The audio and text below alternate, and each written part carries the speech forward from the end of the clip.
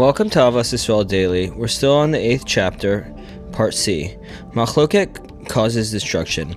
The Rambam, in a letter to his son, writes very powerful and frightening words about how terrible machloket is.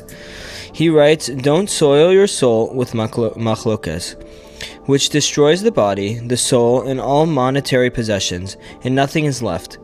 I have seen people who were white, righteous, pure people became black, sinful people, and lowly people who have become even lower, families that have been wiped out, noblemen who have been demoted, large cities that have been shaken, groups who have become divided, pious men who have lost their wealth, trustworthy people who have been lost, and honorable people who have been ridiculed and shamed, all because of machlokes.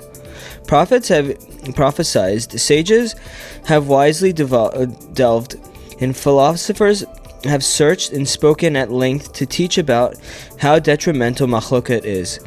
But none of them have reached the end. Therefore, you shall hate it, machlokes. Run away from it, and distance yourself from all those who love it." Similarly, Reishis Chamchama quotes the following statement of our sages: "A household that has strife will in the end be destroyed. A shul that has controversy will in the end be destroyed, and some say it will be dispensed."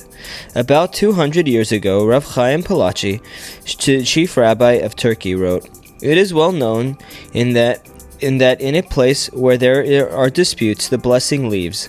Furthermore, he says, "I personally have witnessed that of every person, family, country, and city that has had a dispute, none walked away free of damages and bruises, whether on the body or in their finances." Although these statements seem harsh and frightening, it is important to note that the consequences of machlokes, whenever one finds himself in a situation where it seems that it might be worthwhile to argue, you should consider the above statement. True, there are situations in which action must be taken, but one must be sure to seek advice and speak to Gedolim before becoming embroiled in a controversy. Becoming involved in machlokes is akin to playing with fire. Thanks and Shabbat Shalom, and we'll continue next week.